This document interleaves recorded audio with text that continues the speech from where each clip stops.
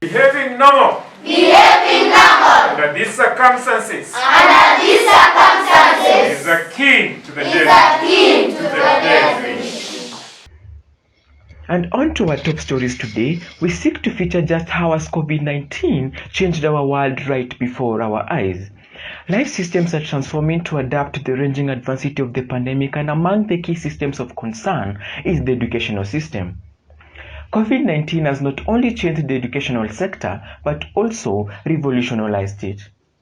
And with only 32 days remaining to the reopening of schools on the 4th of January next year, going back to school has elicited a jumble of emotions for both teachers and parents who have always wanted to see their children back at school buildings, but also fear the risk of them contracting COVID-19. And with the ranging numbers of the pandemic, we dare ask, can schooling within a pandemic be safely possible? And in our quest to seek for answers to these questions, we visited Tendakia Junior Academy, one of the top schools in the country with just zero COVID-19 infection rates, and seek to find out how possible are they providing quality education despite these tough times. It's been really a tough time. One, we are used to being active and busy.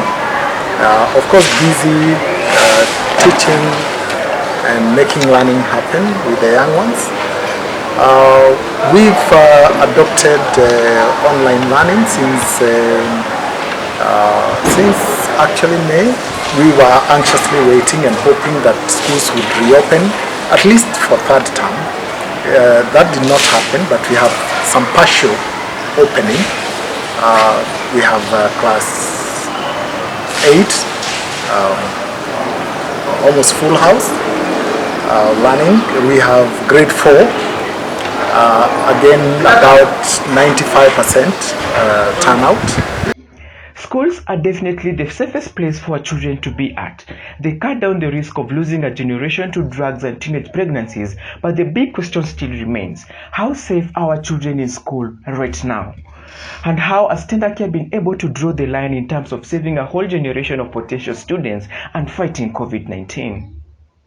To move on with our studies, we started by ensuring we have all the Ministry of Health protocols, regulations observed. We've been able to put up enough hand washing points. We've been able to get the demo guns. We've been able to do guidance and counseling to our runners so that they can be able to accept the way the situation is and move on with their life, because academics is what matters most to them.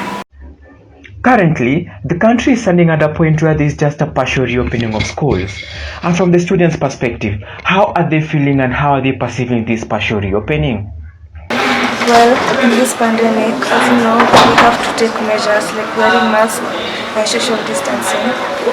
So, as my thought is that we are doing good. Tendakia is managing that social distancing. But to me, learning with masks is actually hard because you have to wear it all the time. You shouldn't remove it. And when I grow up, I would like to be a doctor to solve this COVID-19 pandemic. And when schools shut down in March this year, 227 private schools shut down completely, never to be reopened again. This has been attributed to the big blow that COVID-19 has hit the country with, and as a matter of fact, 54,000 children were affected following the closure of those 227 schools nationwide. And with just close to a month to the full swing reopening of schools, what measures is the government putting in place to ensure that another pandemic of school dropout will not be in the picture? Are we ready for the full reopening of schools, or is the 4th of January just another statement that the government is putting out to the public? Tendakia has really provided the utmost care for our children, and let's take care and follow in the footsteps of Tendakia. What shall we do to salam and sanitize? What shall we do? Reporting for Stories Untold, my name is Muindi.